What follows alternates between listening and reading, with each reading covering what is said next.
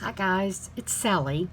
I'm back just for a couple of minutes. I want to show you a little mini journal that I made for my granddaughter. Almost 2 years ago now, I made her a little journal for her 16th birthday.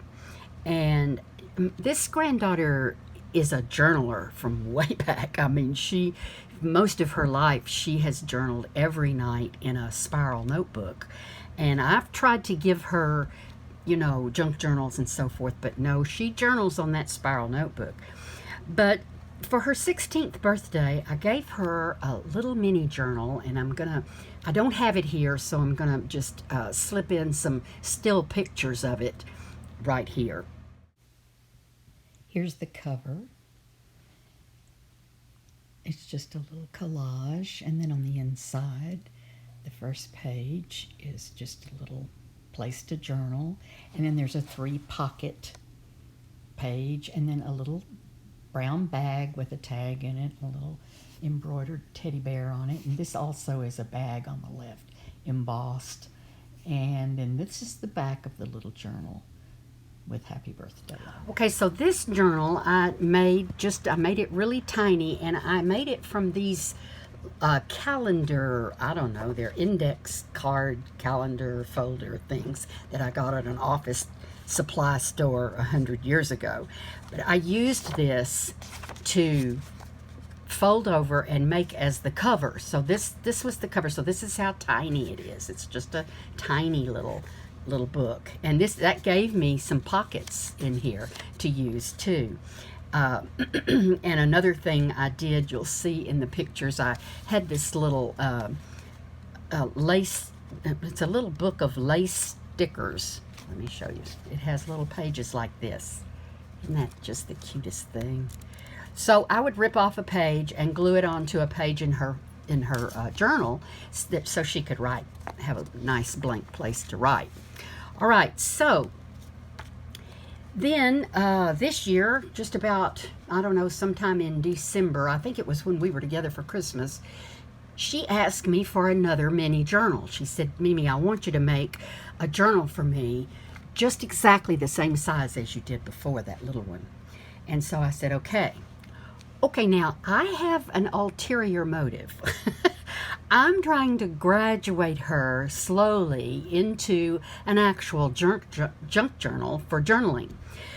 But I decided to just make this journal a little bit larger. So each one I make for her might be a little bit larger. You see, you can tell how much larger the pages are there, in this journal. But still, it's a small little journal. It's still a small journal. So I used inspiration from Jessica Rapp from 2 Silver Oranges. I had bought this little journal from her, and I just thought it was really cute. I documented the things from my husband's illness and ultimate death, illness, and yeah, his ultimate death. So see, I have started journaling in it. I guess the more depressed I got, the more I quit journaling, and so I need to get back and chronicle some things. I just wanted to document my feelings and how long it takes me to get, back to my normal self. But anyway, I thought that was a good example of a little bit larger journal. So that's what I did for my granddaughter. So this one is her 2020 journal, and I gave it to her. Well, I tried to give it to her in January, but I don't know if I made it or not. But I have this little piece of it's just fabric tape is what it really is, that ties it. That's the closure. And you can see that the cover is stitched all the way around. There's a little fabric spine on it. I sewed in the signature. There's one signature, and I sewed that in with the pamphlet stitch. So it's a really simple thing to do. I collaged the front and the back, and it has the crazy stitching on it. So that was the beginning, and a little button and some labels. These labels are really cute. I got those on Etsy. They're called Mocard. These were vintage labels stickers, they're also called, but this was a nice box of cute little labels. So I use those in here, you'll see from time to time. On the front, a smile is a passport that will take you anywhere you want to go. I thought that was a really nice life lesson. Okay, so let's take a look in here. On the inside is a little pocket, and I have a handmade envelope that I did. I made with stamps and different, and you know, of course, Distress Oxide ink, and you know, this was, I made it from tea-dyed paper, as you can probably tell. And then I put stamps and Scotch tape and so forth on it. This is, inside is her school mascot is the lions. And so I put that little journaling card in there. And then this little booklet is a little journaling card, a place to journal rather. And I wrote my note to her on the back of it. So that's the first thing that's in the first pocket. Then covering the signature is my yummy brayered paper, which I've done a video on to show you how to do it. It's sparkly and got inclusions of little tiny micro beads, and it's acrylic paint on, actually I use grocery bags to make it. So you could look at that video and figure out what that is. See, there's the grocery bag back of it. This is a farmer's almanac, an old farmer's almanac that I got this little image from, this little piece from.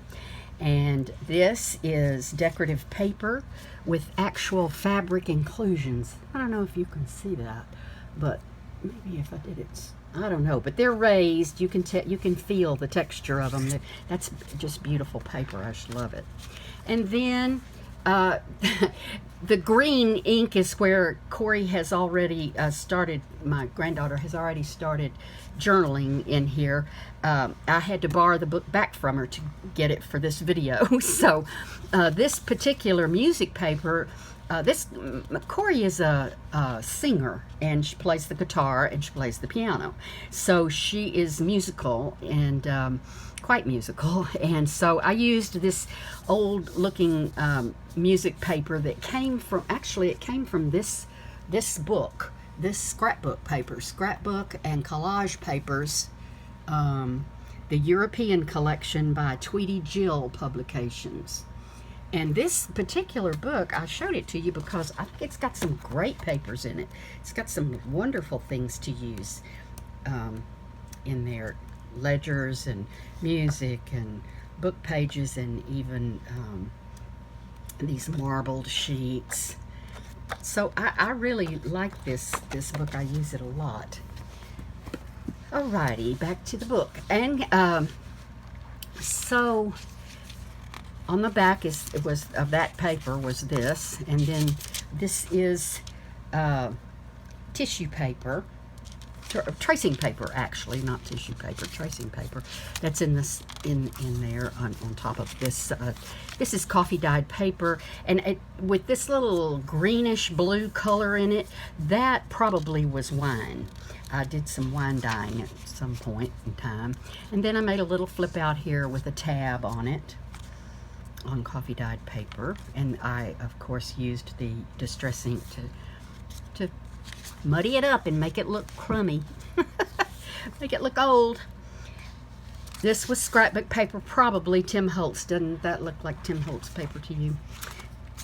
I don't know, maybe. Anyway, this little doily I got from Sigita. Thank you, Sigita. She makes the greatest little coffee dyed things. This was just a little ledger page, and I did a rubber stamp of a deer on it. It has a pocket in the back. This image, I believe, came from one of those, you know, Somerset Studio puts in little artist papers, and I think this was a piece of one of them. And I just stitched around it and made a little journal card out of it for this pocket. This is an actual old ledger, and it's so brittle that I had to, I need to probably put some tape on this edge too, because I see it's, you know, it's kind of breaking up.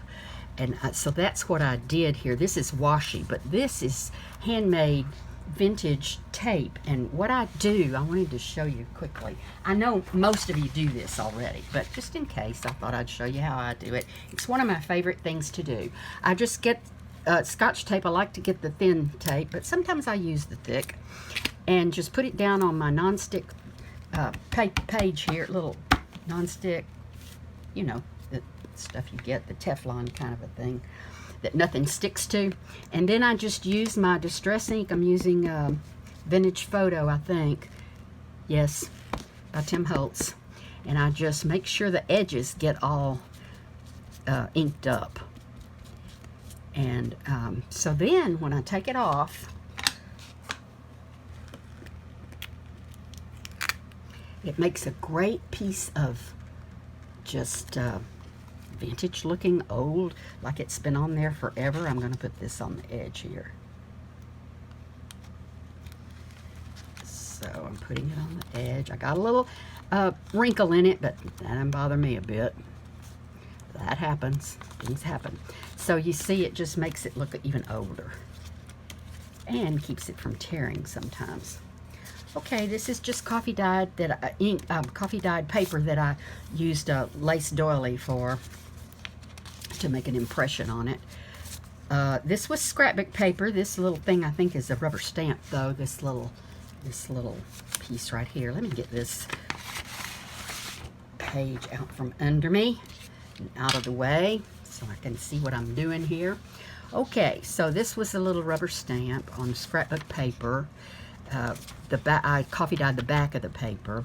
Put a little vintage, this probably came from a hymnal, of a lot of vintage hymnals, and a little rick-rack, felt rick-rack there. This is bought decorative paper, and I just think it's lovely.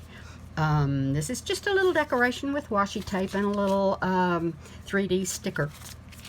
I don't know if you can see it. On tablet paper or notebook paper. This is just a little sticker, little shoe sticker.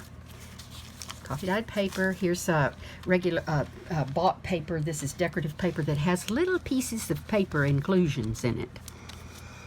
Then the centerpiece is actually a paper bag. Started as a paper bag. I cut both ends off, made finger holes here so you can pull the cards out. This is just a miniature image of one of Nick Bantock's pieces, and I put a little tab on it so you could grab it easily out of the pocket.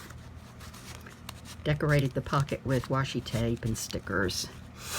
This, I put a piece of scrapbook paper, I think, down on the center of this, and then I used music paper again, and a little miniature doily. And then this side has a little booklet in it that opens like this, and it has rubber stamps and a little tablet for journaling. So that just slips right in here and goes right in here. There's the other end of that decorative paper, coffee dyed paper, or yeah, coffee dyed paper. Then there's just a little collage here that I put on the edge, just of junk that was actually sitting on my desk. And here we just have a little sticker that I added on there. And this is a decorative paper piece that was purchased. And this pocket was made from one of my husband's ties. That's her granddaddy. So that was one of her granddaddy's ties, the fabric from it. And it has in there a little insert that's a matchstick book. You know, you've made those. Made with Tim Holtz paper. And then just decorated, and I have a little tablet in there.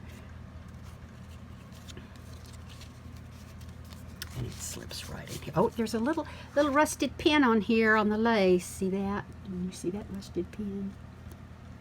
Okay, just wanted you to see that. little brads on the corners of the picture. It's those little details that make a difference, you know. This was scrapbook paper. More ledger paper. This is a little cigarette card. I get these from Etsy or eBay. They have them both places. They're old, vintage cards that used to come in cigarettes. And then this was just a little journaling card that I probably got from, I don't know where. Who knows where? Who knows? I don't know. Here's the other end of the doily. This is a little page. I had done this in her first journal, and she liked it, so I put another one. Here's another little cigarette card. Aren't they cute? I just think they're so cute. And then this little happiness card. 10 things that make me happy, 4 things that make me ecstatic. I think that's cute. Little place to journal. And then just another little journaling card. So that's little places to journal. And evidently that was Tim Holtz paper probably. And this is the other end of that little fold out sheet with a little washi tape tab. This is a little pocket I love. I love this little pocket.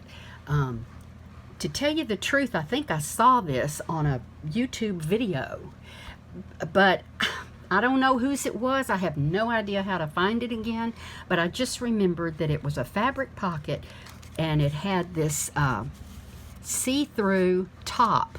This is deli paper, mine is, and with a little label on it. And fabric. It's fabric and lace and deli paper. And I just thought it was a cute idea with a little see-through pocket. Oh, I need to glue that down again. It came apart. So I'll leave that up to remind me to do that.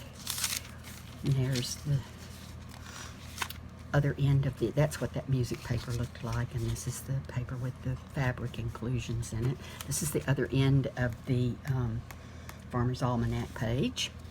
And here's just a little, you've done fabric flips, and this is just a paper flip that I've made several pages on so she can journal in it. The other side of the brayered paper page. And then the back has a little pocket, and in that pocket is what I call a writing board.